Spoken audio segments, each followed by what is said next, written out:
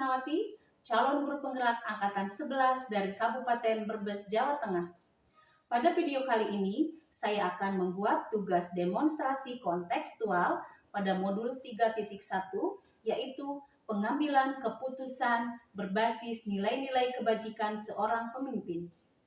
Pada kesempatan kali ini, saya akan mewawancarai dua orang kepala sekolah. Yang pertama, Kepala Sekolah SD Negeri Ciputih II, yaitu Bapak Sudirman, SPDSD. Dan yang kedua, Ibu Kepala Sekolah SD Negeri Bentarsari 4, yaitu Ibu Sutia Noviawati, SPD. Baiklah Bapak Ibu, marilah kita saksikan video wawancara bersama dua orang kepala sekolah tersebut. Selamat menyaksikan.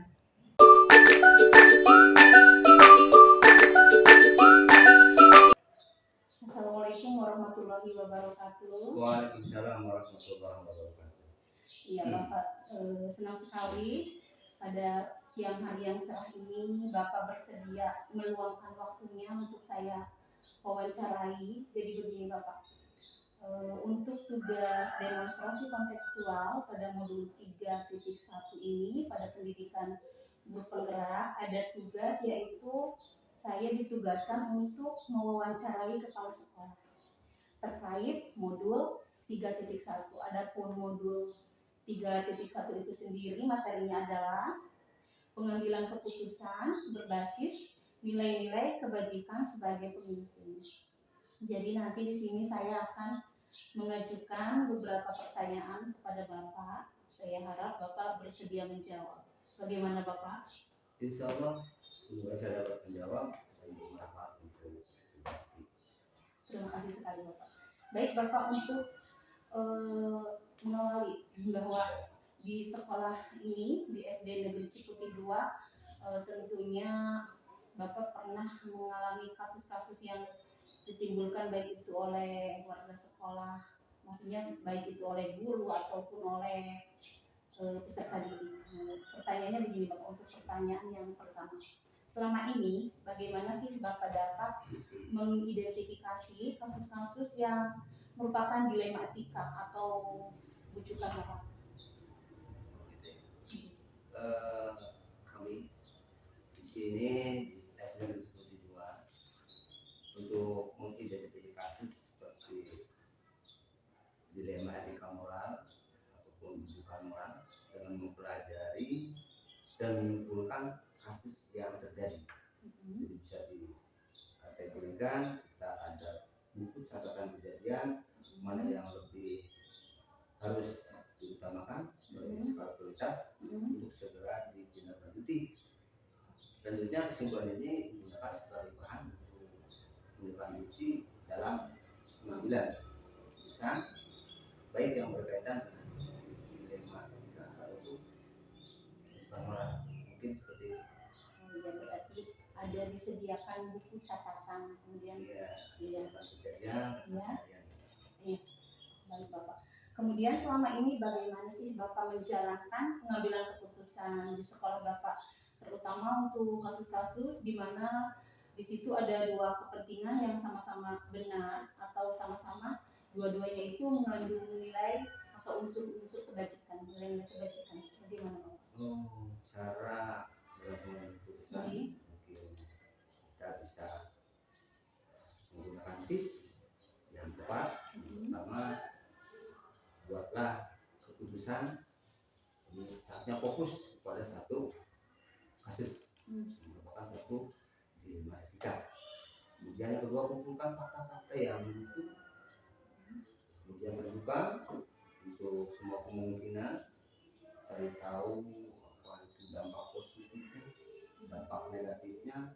Nanti sebagai bahan pertimbangan lebih banyak ke kemaslahatan atau kemadaratannya. Jadi juga dalam mengubah sudut pandang warga sekolah di sini untuk bisa konsultasi juga dengan pihak lain, stakeholder yang terkait, yang dilakukan dengan baik dan sinergi dalam menentukan arah kebijakan keputusan yang akan diambil. Jadi seperti itu. Luar biasa sekali Bapak jawabannya. Selanjutnya nih Bapak, terkait langkah-langkahnya atau prosedurnya yang apa sih maksudnya langkah-langkah atau prosedur seperti apa yang biasanya Bapak pakai selama ini, langkah-langkahnya, langkah-langkahnya atau dalam prosedurnya dalam pengambilan keputusan pengambilan tersebut. keputusan tersebut. Yang pertama kita identifikasi Ya. pertanyaan tentang etika dalam dilema etika tadi.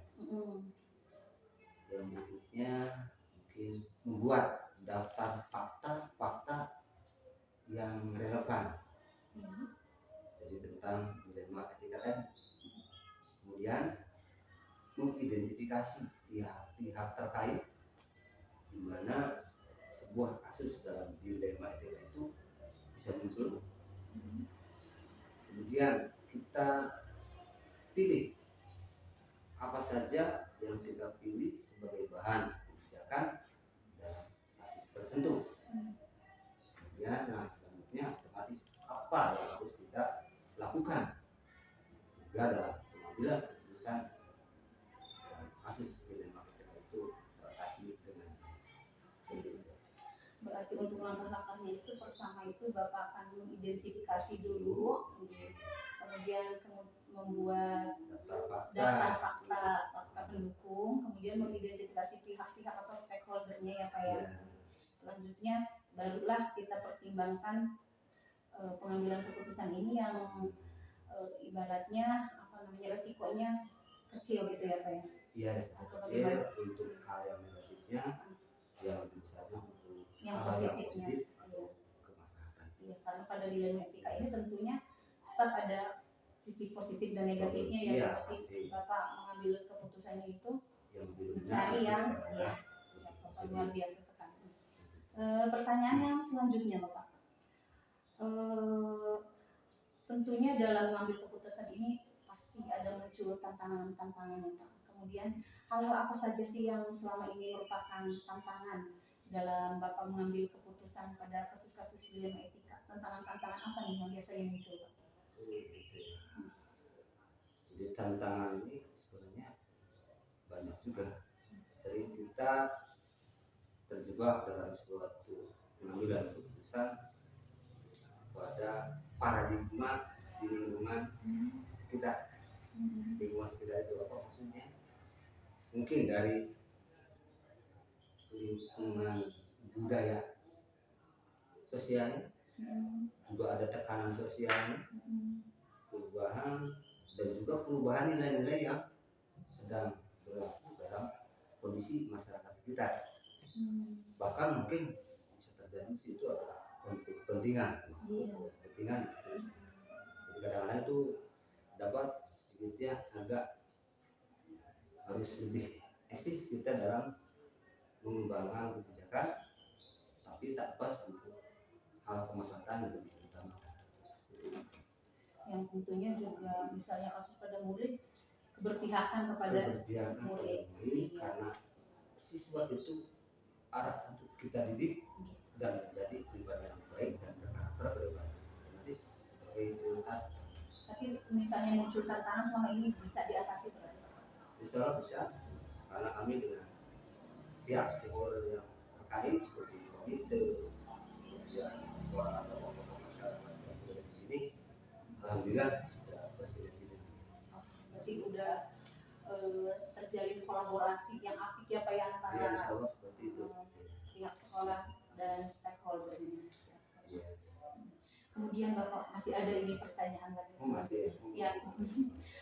Kemudian ada nggak sih Pak Bapak memiliki tata cara atau jadwal tertentu dalam sebuah penyelesaian kasus dilema etika ini? Apakah Anda langsung yang menyelesaikannya di tempat mana, atau mungkin memiliki sebuah jadwal khusus untuk menyelesaikannya, atau mungkin bentuk atau prosedurnya yang seperti apa nih yang Bapak jalankan? Untuk tata cara seperti itu di sini dilakukan situasional aja.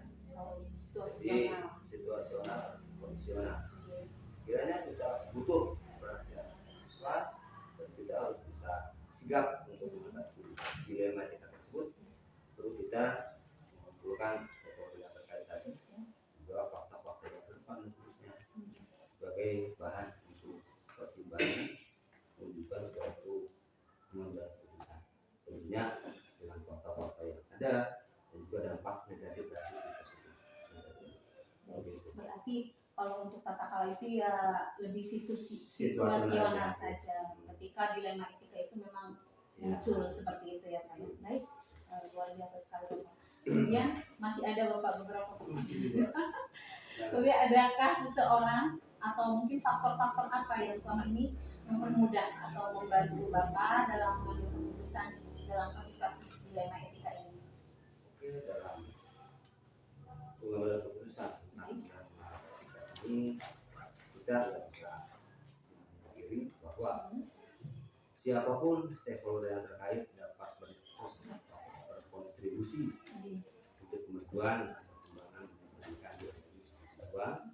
Tentunya sangat dipengaruhi juga oleh faktor personal seperti keluarga besar Dewan Guru kedua, juga ada teman sebaya, juga kita libatkan budaya kerja atau budaya lingkungan sekitar itu bisa juga mempengaruhi seperti perubahan kognitif, emosi, bahkan perkembangan inteligensi yang dapat mengubah menjadi mindset sebuah ke arah kebijakan positif.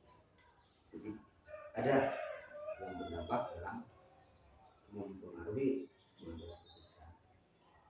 Berarti tadi melibatkan apa bisa kita mengoptimalkan hubungan interpersonal, kemudian dengan stakeholder, dengan teman sejawat. Intinya semua stakeholder kita libatkan dalam memudahkan pengambilan keputusan. Apa untuk melancarkan atau memudahkan pengambilan keputusan ini? Karena kita bergerak dan melangkah bersama, tentunya bukan hanya pada sekolah, semuanya pengambilan keputusan hasil kesepakatan musyawarah. Yang penting nilai positifnya lebih di depan.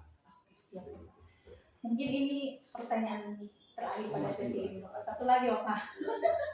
Siap. Boleh. Dari semua hal yang telah disampaikan, Bapak, pembelajaran apa sih yang dapat Bapak petik dari pengalaman Bapak dalam mengambil keputusan pada kasus-kasus dilema etika ini, Bapak? Untuk pengambilan yang paling berkesan atau keputusan dilema pembelajarannya memang sebuah referensi. Karena kita ada dilema juga, membutuhkan pemikiran yang lebih baik untuk pengambilan keputusan. Sebenarnya tidak mudah juga melihat dampak sisi negatif dan positifnya. Namun melalui refleksi dan analisis, jadi tentang pentingnya integritas di situ harus diutamakan, juga keadilan dan menghormati pandangan orang lain. Jadi tentunya di sebuah kolaborasi yang pastinya demi terwujudnya kenyamanan dalam tugas dan menciptakan situasi lingkungan sekolah yang kondusif dan lebih baik lagi. Mungkin seperti itu. Baik Bapak, terima kasih, luar biasa sekali. Jadi kalau boleh saya simpulkan sedikit, mungkin nggak semuanya ya Pak ya, hanya bukan pemahaman yang saya tangkap saja. Jadi Bapak dalam mengambil keputusan ini selalu melibatkan pendapat orang lain, gitu, bermusyawarah, stakeholder, jadi tidak mengambil keputusan secara sepihak seperti itu ya Pak. Tapi walaupun ini harus kita eksekusi juga. Oh iya tentu. Tentu Bapak sebagai eksekutornya hanya saja dalam menampung ide-ide Bapak pun mendengarkan pendapat-pendapat dari stakeholder, kemudian berpihak kepada murid, mengutamakan keselamatan kemerdekaan dan mengambil keputusan yang sisi negatifnya lebih kecil. Terima kasih Bapak, luar biasa sekali untuk sesi wawancara pada siang hari ini. Terima kasih untuk waktunya, terima kasih untuk jawabannya. Sehat selalu Bapak. Terima kasih. Assalamualaikum warahmatullahi wabarakatuh. Waalaikumsalam.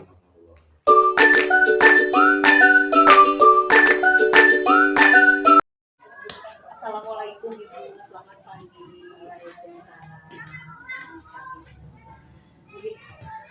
Alhamdulillah Ibu, terima kasih sudah meluangkan waktunya sesuai kesepakatan kemarin. Ibu akan meluangkan beberapa menit waktunya untuk saya wawancarai. Jadi begini. begini Ibu, saya di sini sedang melaksanakan tugas di demonstrasi kontekstual pada modul 3.1 pendidikan guru penggerak, yaitu tentang pengambilan keputusan berbasis nilai-nilai kebajikan seorang pemimpin. Kenapa saya memilih Ibu? Karena di sini yang pertama Ibu memang kepala sekolah di SD ini, di SD Pendaksari 4, kemudian Ibu juga sudah menyelesaikan pendidikan guru penggerak, kalau tidak salah di angkatan 7 ini. Langsung saja Ibu pada pertanyaan-pertanyaannya. Untuk mengawali saja Ibu, tentunya selama Ibu menjadi kepala sekolah di sini, tentunya ada kasus-kasus yang ditimbulkan oleh peserta didik Ibu di sini, baik itu kasus bujukan moral maupun tentang kasus dilema etika. Kemudian selama ini bagaimana sih Ibu dapat mengidentifikasi antara kasus bujukan moral atau ini merupakan dilema etika? Silakan. Selama ini yang saya lakukan memang karena kita dibujukan etika dan bujukan moral dan dilema etika itu dengan ada perbedaan. Kalau dilema etika itu benar dan benar, kalau bujukan moral itu antara benar dan salah. Otomatis di situ kita sudah ya secara gini sudah ada bayangan, tetapi kita tidak, walaupun seperti itu tidak langsung istilahnya kita langsung mengambil keputusan atau apa, otomatis tetap kita juga melaksanakan prosedur atau langkah-langkah yang harus kita laksanakan di dalam menyelesaikan. Itu yang selama ini saya lakukan. Jadi tidak asal mengambil keputusan, tetapi tetap kami ada semacam langkah-langkah atau prosedur yang kami lakukan untuk menyelesaikan baik masalah dilema etika maupun bujukan. Berarti ada prosedur ya dalam identifikasi ini termasuk bujukan moral atau dilema etika. Terima kasih. Kemudian untuk pertanyaan yang kedua, bagaimana sih Ibu menjalankan pengambilan keputusan sekolah ini, terutama untuk kasus-kasus yang sama-sama mengandung unsur nilai kebajikan, benar versus benar, seperti apa itu? Yang selama ini saya lakukan yaitu yang tadi itu. Jadi kita ada identifikasi dulu, tetapi yang saya utamakan memang kolaborasinya, kerjasamanya dari pihak-pihak yang terkait di dalam masalah ini. Kenapa? Karena di dilema etika itu pasti nanti ada salah satu yang merasa ada ganjalan karena merasa sama-sama benar, atau misalnya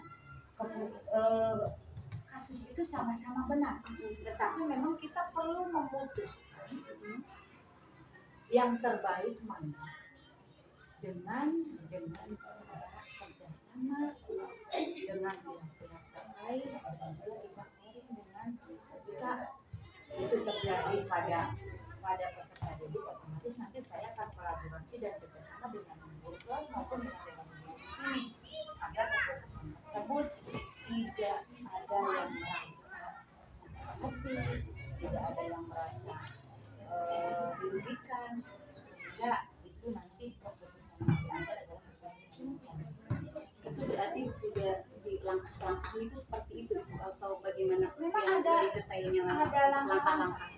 Ada langkah-langkah. Yang langkah yang pertama kan kita otomatis menghubungi. Jadi akar masalahnya apa? Akar masalahnya apa gitu, maksudnya dari istilahnya kasus tersebut ya. Karena kita tidak akan bisa menyelesaikan satu masalah tanpa kita paham akar masalahnya apa. Mungkin lebih kepada mengumpulkan fakta, mengumpulkan data atau hal-hal yang berkaitan dengan masalah tersebut. Nah, yang selanjutnya kita juga harus melihat apakah kita sudah pernah menyelesaikan masalah tersebut, dalam arti dari masalah itu kita sudah mengambil keputusan seperti apa dan apakah keputusan itu efektif. Berarti diuji. Otomatis ketika misalnya ternyata keputusan kita itu belum tepat, otomatis kita perlu pemikiran kembali Dan kata selanjutnya adalah kepentingan ya, kepentingan tersebut apakah bertentangan dengan peraturan atau keselamatan yang ada di lingkungan sekolah tempat kita. Setelah masalahnya ini udah kita masuk ke langkah-langkah kita udah masuk ke langkah-langkah, maksudnya langkah-langkah yang kami ambil itu memang seperti itu. Yang pertama itu identifikasi, yang kemudian kolaborasi, dan kita tetap berbasis pada kesepakatan. Jangan sampai kita melanggar kesepakatan yang telah ditentukan. Yang selanjutnya adalah imbasnya atau dampak. Apakah keputusan tersebut akan berdampak pada pihak yang teridentifikasi, baik itu guru, murid, maupun misalnya wadah sekolah yang terlibat di dalam keputusan tersebut harus kita pertimbangkan. Apakah akan berimbas jangka panjang? Nah, sehingga mereka akan merasa tenang. Yang pasti kami juga mendampingi mereka selama di dalam penyelesaian maupun setelah kasus tersebut. Pendampingan tetap pendampingan kepada anak, terutama ketika kasus-kasus tersebut memang berhubungan dengan anak ya. Itu lengkap sekali Ibu, jawabannya luar biasa. Ya kami coba terapkan, walaupun kadang hasilnya masih banyak hal yang perlu memang kami perbaiki atau perlu kami tingkatkan. Lanjut Ibu ke pertanyaan berikutnya. Kemudian untuk hal-hal efektif yang menurut Ibu hal-hal efektif seperti apa sih yang mengefektifkan dalam Ibu mengambil keputusan? Hal efektif seperti apa? Hal yang paling efektif saya kira dari suatu masalah itu adalah akar masalah. Karena dari akar masalah tersebut baru kita nanti dapat menyelesaikan masalah yang kita hadapi. Dan selain dari itu dalam pengambilan masalah juga kita harus melalui prosedur atau tahapan-tahapan yang perlu kita lakukan. Seperti tadi saya di atas disebutkan itu ada beberapa langkah yang telah kami sepakati, sehingga keputusan diambil dari keputusan yang terbaik buat semua dan tetap kalau murid ada yang berada kelas masing-masing, kalau misalnya video otomatis kami semua dengan rekan sejarah kerjasama untuk Baik Ibu, luar biasa sekali. Kemudian Ibu dalam mengambil keputusan ini tentunya akan muncul tantangan Ibu. Biasanya tantangan-tantangan yang seperti apa dan bagaimana Ibu mensolusi tantangan tersebut? Biasanya yang tantangan yang paling banyak itu memang di kurang menerimanya yang bersangkutan ya, terutama kita ketika berhubungan dengan kasus yang dilema etika. Karena dilema etika itu benar versi benar ya. Jadi kedua-duanya merasa saya benar, A benar, B juga benar. Otomatis itu adalah tantangan yang paling sering dihadapi ketika kita menyelesaikan masalah tersebut.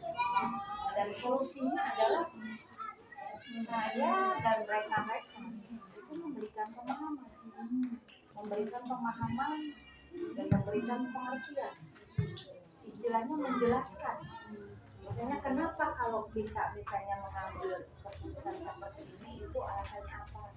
Nanti imbasnya bagaimana? Jadi kita jelaskan. Jadi setelah kita jelaskan, nanti otomatis akan paham. Oh berarti mengambil keputusan ini karena begini dan nanti dampaknya seperti ini.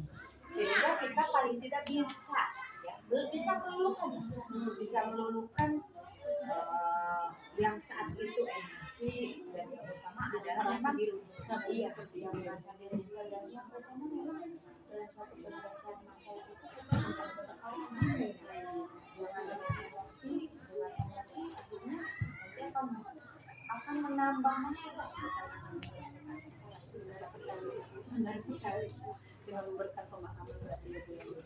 Kemudian Ibu mempunyai ini nggak sih tata cara atau jadwal tertentu dalam penyelesaian kasus-kasus, atau Ibu langsung yang menanganinya atau bagaimana? kalau kasus memang tidak sama ya. Ada kasus yang membutuhkan jadwal penyelesaian dan ada kasus yang bisa diselesaikan saat ini. Yang selama ini saya dan rekan-rekan guru lakukan, ketika kasus tersebut memang bisa diselesaikan hari itu, kami selesaikan.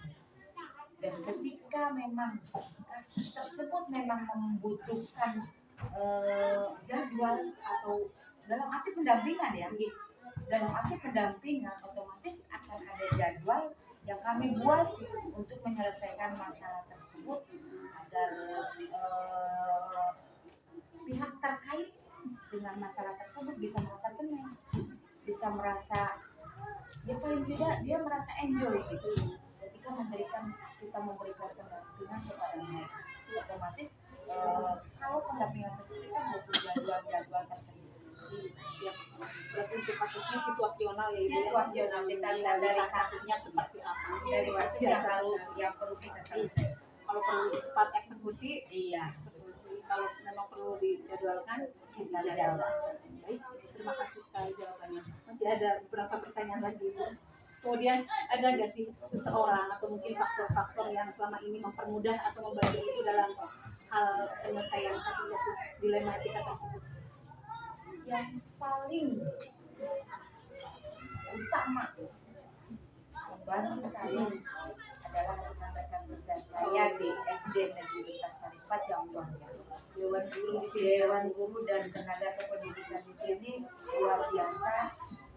Dalam bekerja sama, dalam berkolaborasi, kami selalu berkomunikasi apapun masalahnya, apapun hal-hal yang perlu kami komunikasikan, kami diskusi bersama. Yang selanjutnya memang ada juga murid ya, karena mereka membantu menyelesaikan masalah kita. Kenapa? Karena dari mereka kita bisa mendapatkan informasi tentang temannya atau anak-anak yang misalnya terlibat kasus. Selain dari itu juga tokoh masyarakat, wali murid, stakeholder ya, pihak-pihak terkait, pihak-pihak terkait yang berhubungan dengan sekolah. Karena artinya stakeholder itu belum tentu misalnya terlibat dalam masalah, tapi bisa kita cari pendapat atau bisa kita cari solusi ketika kita memang sudah tidak bisa menyelesaikan dengan di lingkungan yang mendorong saya, yang istilahnya membantu memudahkan itu dalam eksekusi ini. Tapi tentunya untuk eksekutornya sendiri tetap kepala sekolah. Ya istilahnya sebenarnya eksekutor itu bukan kepala sekolah, tetapi keputusan bersama itu adalah eksekutor. Siap, ini mungkin yang terakhir Ibu, dari apa yang telah Ibu sampaikan, kemudian dari pembelajaran yang ada nggak sih pembelajaran yang dapat Ibu petik dari pengalaman Ibu selama ini dalam menyelesaikan kasus-kasus, apa yang bisa Ibu petik? Sebenarnya banyak, tetapi yang paling saya pegang selama ini adalah bahwa dengan bekerja sama, dengan berkolaborasi, setiap masalah akan terselesaikan dengan kolaborasi yang apik gitu ya, kolaborasi yang baik dan komunikasi yang efektif akan dapat menyelesaikan masalah dengan baik. Dan yang paling penting juga adalah dengan hati dan kepala dingin. Ibu luar luar biasa sekali obrolan kita pada pagi hari ini, banyak sekali ilmu dan pelajaran yang bisa saya ambil. Sukses selalu untuk Ibu, sehat selalu untuk Ibu, berkah untuk kita semua. Terima kasih Ibu. Juga Bu Cici, sukses selalu, semangat menyelesaikan program guru penggeraknya. Mudah-mudahan nanti dapat diimplementasikan di sekolah tempat sukses selalu dan sehat selalu. Terima kasih. Assalamualaikum warahmatullahi wabarakatuh.